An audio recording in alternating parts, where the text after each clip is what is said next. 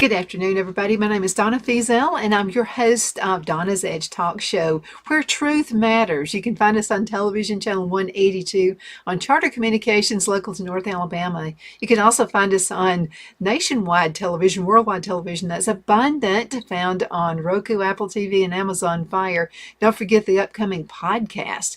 TheNewscasters.com is where you want to check that out. And if you have any questions, any ideas about some shows you'd like me to take care of for you, I'll be glad to do that. I love research. So you can send a message to Donna at donnasedge.com. That's Donna at donnasedge.com. Again, thank you so much for watching. One suggestion was to talk about pruning trees, and I'm really glad to do that. And also grafting fruit trees. So we're going to talk about pruning a little bit later on, but let's talk about grafting fruit trees at this point. Grafting fruit trees, a lot of you guys, you sent me messages, well, I don't have a farm like you do. I have a backyard and that's it. Let me tell you, grafting a fruit tree, if you have just a small backyard and you want some fruit trees, is an excellent thing to do, because it's got to be the same variety of tree. Let me explain this. Okay, so think about a peach tree, and you would like to have a cherry tree too. See, the peach tree and the even a plum tree, any of those that have like a big seed on it, those big ones, they're of the same family. So in other words, if you have a peach tree, you wouldn't be able to get an apple tree limb and graft it on there for it to produce the best that it possibly can. So your apple and your pear trees are of the same family. They got those small seeds. That's how you can kind of figure out which goes with what. So I have some cherry, and what I'm going to do a little bit later on, and you'll see us doing a video with this. And so I'm going to get cherry limb, and I'm going to graft it onto the peach tree. But let's dig in. Okay, so there are some more things I would like to learn about this as well. So let's just all learn together. So I'm going to give you a step-by-step guide in grafting fruit trees. Now, this is an article I found on mossyoak.com, and Jared Stevens is the author of this, and he did an awesome job with it right here. So a trip down memory lane for many outdoorsmen will lead to some great times beneath one of Granddad's apple trees, okay? Not only did grandfather's apple tree draw kids like ants to sugar, and they always did, but it also brought out the deer and other wildlife to enjoy these apples.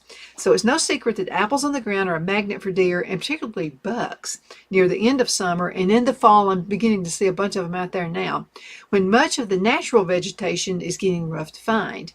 So the overall drawing power of a mask tree makes it a logical addition to any game keeper's repertoire of feeding options for local wildlife. Now, if fruit trees are in your plans, you can create your own for a fraction of the price by grafting. And again, if you have a small backyard, graft trees. You're going to see what I'm talking about. So tree grafting is a procedure where you can take a piece of an existing tree and attach it to a receptive rootstock. They form a new tree. Okay, you refer to it kind of as tree surgery. So we're going to be surgeons this coming fall and spring. It may sound complicated, but it's really kind of simple. And it's rewarding. You just got to do it the right way. Now, adding grafted fruit trees to your property won't have an immediate impact. You got to give it some time now. It's going to take some patience. But adding grafted fruit trees can improve wildlife feeding options if that's what you want to do for many years to come. It's also important to know that what fruit trees actually thrive in your area of the country. Don't expect the grafting process to produce exotic fruit if it doesn't grow normally. Like what they have in, say, South Alabama, in Florida, is not going to grow up here in North Alabama. It just won't work, not in our neck of the woods. So the following steps can give you and your family wildlife fruit to enjoy for generations. So let's talk about the necessary tools that you have to have. And I've got some photos up here for you too to look at. So look at this right here. Okay. So the tools, having the right tools, will ensure greater success with your grafts. Now you're going to need rootstock for apple trees if you're grafting apple trees, and pear rootstock if you're grafting pear trees. You can even graft persimmon or cherry trees too. I'm just aching to have a cherry tree. So the best way to get rootstock is that well suited for, you got to find out what's well suited for your region. Call your local extension agent. All of you have one. I live in DeKalb County, Alabama, so you can believe I call on them for things that I need, and it's all free stuff. Okay, that's what they're there for. They're not going to give you tools, but they're going to give you free advice on how to use it. Okay, so what's best for your region? Now, to make clean cuts, you've got to have a sharp pair of pruning shears. Okay, and so that's is this it? No, that's the knife right here. So make sure you got a good, clean pair of pruning shears to remove, that part of the limb that you've cut off. In other words, this is the part of the tree that you intend to graft. Now, a sharp razor knife that can trim and rootstock is essential. So crafting knives such as the X-Acto knife would be good. This is the knife I was showing you right here. Okay, so it's got to be a good, clean, sharp cut.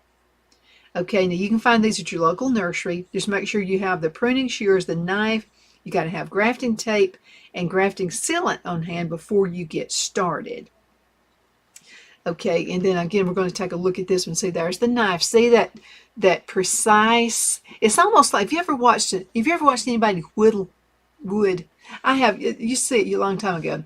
And some of the old dudes would get out there and they'd get a knife and they'd find a limb and they'd just sit there and just whittle on a piece of wood. That's something you can do too. Okay, and you're doing this when you're pruning. Now, let's talk about the right trees to graft. Now, choosing the right tree to graft is one of the easiest steps. So think back to previous years when you were driving around, you noticed deer in your neighborhood's yard enjoying the falling apples. So it's obvious that particular variety of tree is going to be well suited for your region, okay? Anywhere where wild trees are growing, that's going to be the variety you're looking for. Ask your friends and neighbors for cuttings from their trees.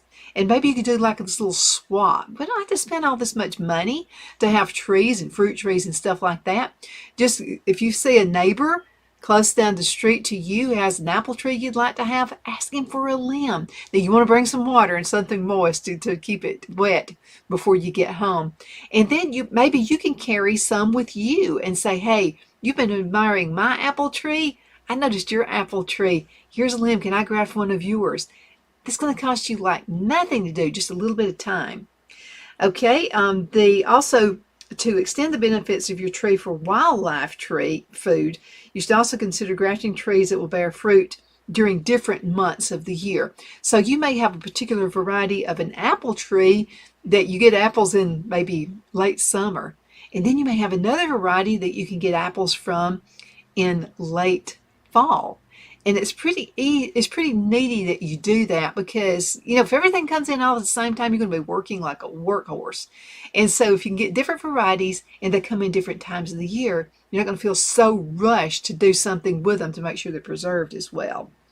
Okay, now if we've got time. Okay, now let's think about a time. Step 3, time for grafting. It's never too early to graft your fruit trees. Now late winter into early summer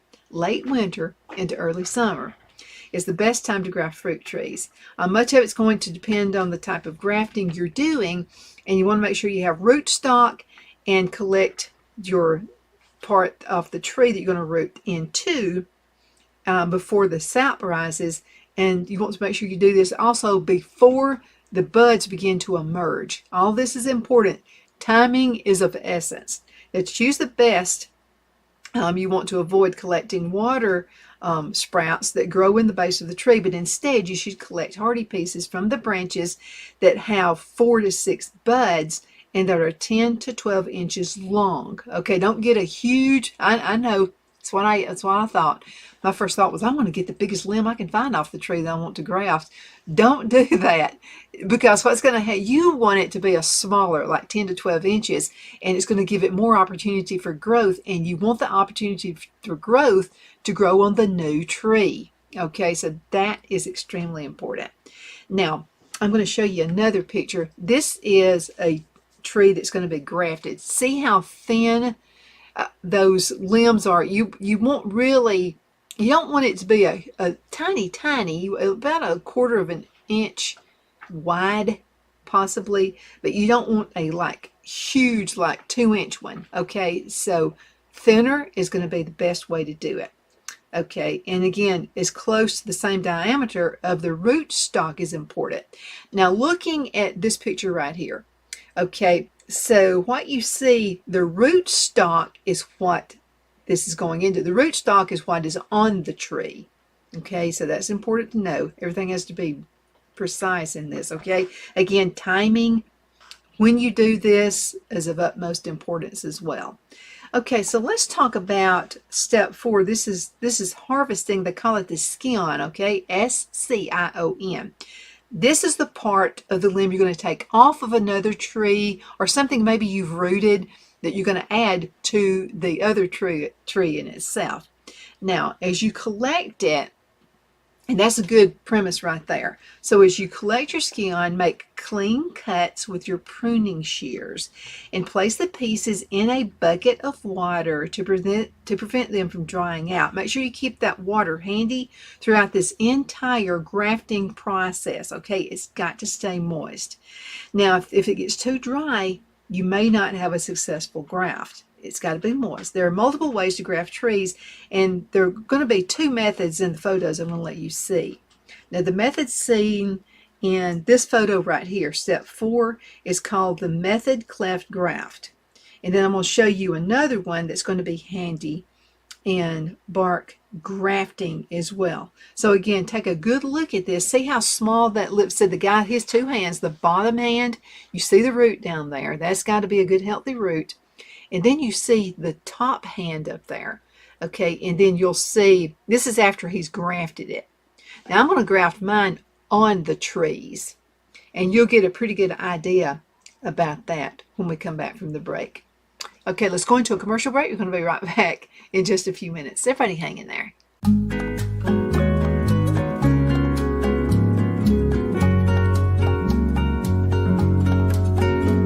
At Lamone's Mexican Restaurant, located in Henniger, Alabama, and voted Best Mexican Restaurant of DeKalb County, Alabama 2020, we're here to serve you with authentic Mexican cuisine. Order easily online by going to lamonsmex.com or call 256-657-3999 to place your order. We're open Sunday through Thursday, 11 a.m. to 9 p.m. and Friday and Saturday, 11 a.m. to 10 p.m. Whether you're celebrating a cozy date night for 2 or a celebration for a crowd, at Lamone's you'll love our atmosphere and friendly servers. Thank you for dining with Lamone's Mexican Restaurant.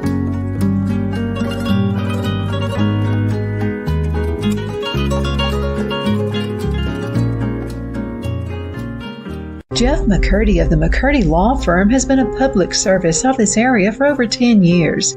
McCurdy, a member of the Henniger City Council, serves as prosecutor for the town of Sylvania and was named public defender for the city of Rainsville. The McCurdy Law Firm is located at 17326 Alabama Highway 75 in Henniger to better represent his Jackson and DeKalb County clients. If you need to be represented by a true public servant with proven success, call Jeff at 256-996-8701 or send a private email to mccurdylawfirm@gmail.com. No representation is made that the legal services performed is greater than the legal services performed by other lawyers.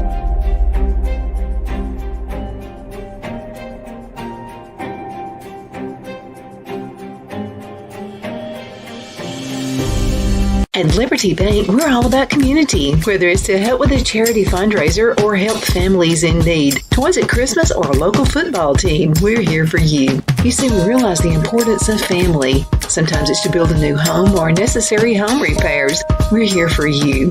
If you like the feel of a small town bank with all the conveniences of a big city bank, we're here to serve you. You will find us at any of our convenient locations in DeKalb, Marshall, Etowah, and Blount counties in North Alabama. You can call and speak with any of our friendly staff at 256-659-2175 or check us out on the web at libertybankal.com. And thank you for your support of our community. Member FDIC Equal Housing Lender.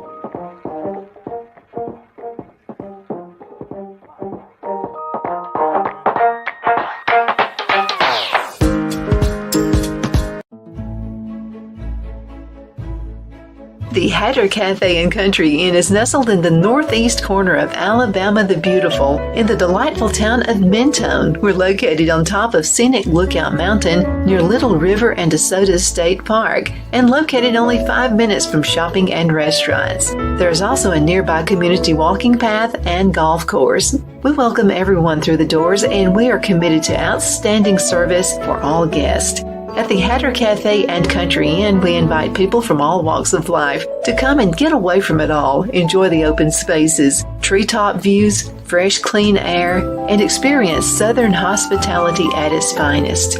We look forward to hosting you. To reserve a special event, or if you would love a special getaway at the Country Inn, you can call us at 256-634-2018.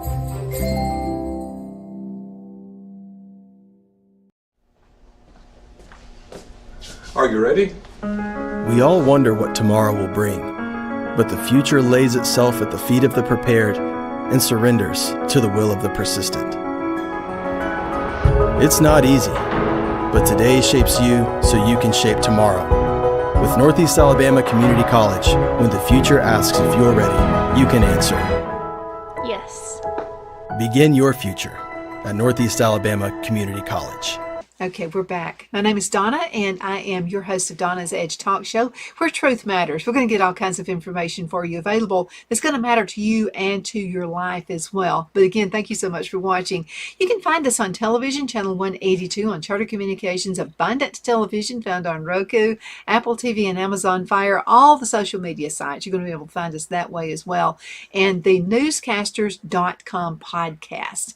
And we're really excited about that. If you have any suggestions for shows, if you'll send an email to me, that's donna@donnasedge.com, donna@donnasedge.com. I love research, and I especially love research on things you send to me, okay? So that's important as well. Now let's get right back into harvesting the scone. And we talked about that just a minute ago, and let's go on ahead and go back to that picture so you can see how healthy that is. It's not a great big huge limb, which you don't want. Again, I know I'm as ambitious as you are on these things. My first thoughts were get the biggest limb I can find, and man, that's going to work fast. Actually, it's going to work against you. So you want the smallest one you can get, because it's going to marry in with that tree, and it's going to soak up most of those nutrients. It's going to make it a successful tree. Now, I wanted to mention this. So let's just say you have a golden apple variety of a tree. It's already standing there, but you found red wine variety apple tree, and you'd like to get that one grafted onto this tree. Nothing is going to change, okay? So you're not going to be mixing those trees together. You're grafting, and so what's going to happen is that golden apple is still going to be golden apple, and then that red wine variety apple tree is still going to be red wine variety apple. Okay, so keep that in mind. Let's talk about step number 5. The scallion and the rootstock and the modified cleft graft. Okay, so let's look at this one right here. And this is what I'm going to talk to you about. This is the outer layer of the scallion. Okay, and okay, here we go. Almost lost it there. Okay, and it's referred to as a layer. Now this layer is where the nutrients and the water are fed throughout the tree, and that's where the actual union will occur. Okay, we're going to marry them up. Now, The cambium layer of each piece needs to touch as closely as possible for successful grafting. Now, this is true for either method of grafting. For successful grafting to take place, now the vascular tissues of the stalk and the scallion must be placed in contact with each other. So you see that white part, kind of a beigey looking part right there? That's the part that needs to unite, okay, with the graft you're going to put in there. Now choose a root stock and a scallion that are close in size or modified for cleft graft, okay? You don't want to get like some great big huge one part that's going to be grafted and then have another. It's just not going to work out. So they've got to be just about the same size. And one can be just a little bit bigger than the other one, but not huge, okay? So you got to take that into account. Now what you want to do is carefully split the root stock down the middle, and that's going to be the big one that you see right there, about 1.5 inches. This is important. You want to make a wedge with the limb that you're going to root, okay, you're going to put in there, that comes to a blunt end and is equal in length to the depth of the wedge you cut in the rootstock. Now carefully insert the scallion wedge into the split of the rootstock. Now remember, the rootstock is going to be part of the tree, okay? And then when I'm talking about, I'm going to go back over this again. When I say scallion, this is going to be, let's say the limb you took off of another tree that you want to add to the rootstock. The rootstock, again, is on the tree already. Okay, I want you to closely inspect the two pieces to ensure that the outer layers touch as much as possible. Continue whittling that scallion in and inspecting it until you get a clean and solid match. Okay, make sure that that's made. You got to have some real sharp knives here, okay? Something that looks kind of like this one right here. Let's look right here, right there. Okay, you want a good knife, something that's going to be super, super sharp, and be really careful when handling it, okay? All right, now closely inspect those two pieces. Don't rush this step because the entire process depends on good contact between those two limbs, and that's extremely important. Now, step 6, we're going to talk about the scallion. Now remember, that's going to be the limb that you've cut off, the rootstock, and the bark grafting. Now let's dig in just a little bit deeper here. So with the bark grafting, the rootstock can be larger. And in fact, as a matter of fact, let's go ahead and show another picture. See those two right there?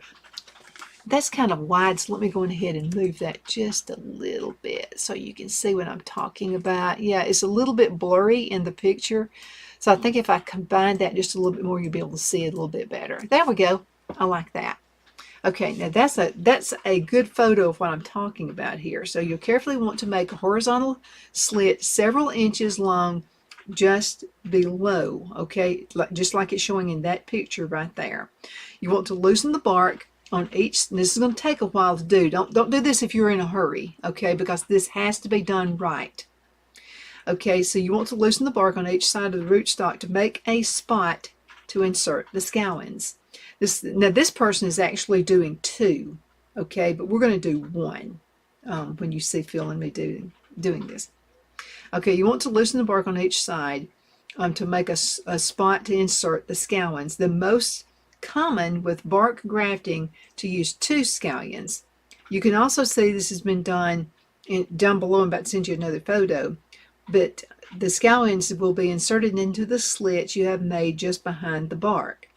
1 on each side of the rootstock. This is the main difference between 2 grafting styles. See, we're talking about where you just put 1 limb or scallion into the rootstock. Remember, the rootstock now is the main part of the tree. And then this person is using 2. Now you can plant your newly grafted trees in a fertile area as well, where they'll not be disturbed. Okay, put the root into the hole, leaving the area where you grafted the scallion about 1 to 2 inches from the surface of the ground. You want to mark the tip of the graft with a small piece of fluorescent colored ribbon so that it's easily seen. Okay, that's not going to hurt anything. I like to use yellow and red. Okay, suppose you decide to graft multiple varieties. In that case, you want to record the variety of the tree on the ribbon and also keep a record of the varieties so you can see which ones were the most successful grafted. Now, rootstocks, I wanted to mention this to you as well. So rootstocks can also be planted first and then grafted later.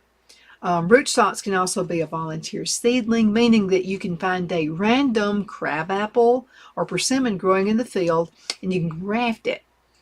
Because we live on 38 acres of land, I'm pretty sure I can find some trees that my granddad has planted at one time or another.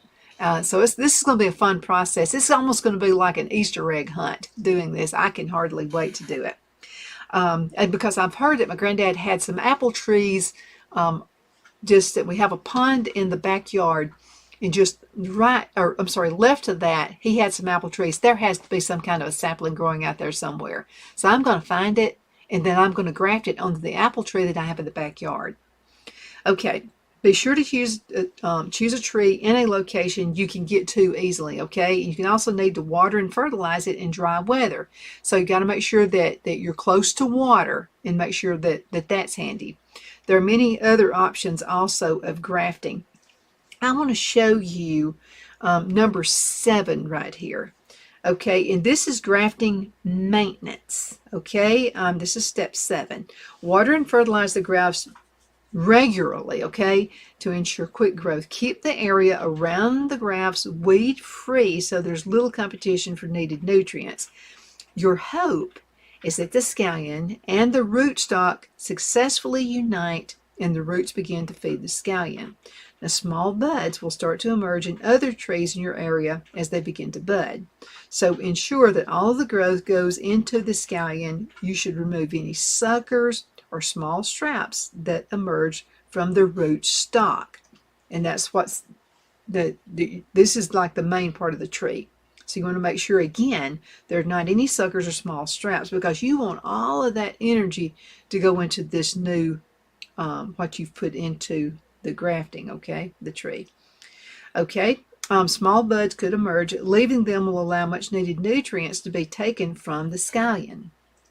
Okay, now let's talk just for a few minutes about protecting your grafts. After you've invested your time and your energy, I've just got a couple minutes left in the segment. I want to get this in here. A few things that you may want to do to protect is to add, let's see, where did I see that? Now you need to also continue fertilizing and watering them so they grow well. You may, because if you're like us, we can have a deer in the backyard. So you may want to think about some kind of maybe a wire, not crowding the tree or anything like that, but some kind of a grafting wire to go around the tree in that area, because deer are going to come, they're going to bump, because they think they're all that. So a deer is, or other animals, you can have a bear in your yard, who knows, but they're going to try, without meaning to, they could bump that, and just when you're getting a good growing spurt, I mean, it's just about to start doing its thing, it falls off. So make sure you got it really protected. We like to use these, it's about 3 inches, it's like a wire mesh kind of a thing to put around our trees, and it just seems to keep the little critters and stuff away from it. And there were a couple other points I wanted to make to you before we have to go. Keep in mind that your grafted trees will not have an instant impact, okay? You got to give it some time. They're looking for long-range consideration, okay, and for long-range growth. So grafting fruit trees such as an apple tree is one of the only food plot enhancements you can make that can truly last a lifetime. Don't be expecting fruit anytime soon. A grafted dwarfed fruit tree will most likely not produce fruit now for 5 to 7 years. Now, a semi-dwarfed trees can take 7 to 9 years to produce fruit. After all, your granddad's apple tree did not produce apples overnight. And I want you to think about that, because Phil planted 8 trees, and this has been several years ago, probably about 6 to 8 years ago. And so we're just now beginning to get decent fruit off of it.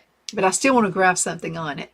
But anyway, when we do that, I'll take you outside, and you'll see the process and how it works. And we'll go through the different processing steps. But I hope this has been of some help to you anyway. Thank you again so much for watching Donna's Edge. My name is Donna, and I am your host, and I'm looking forward to seeing you next time.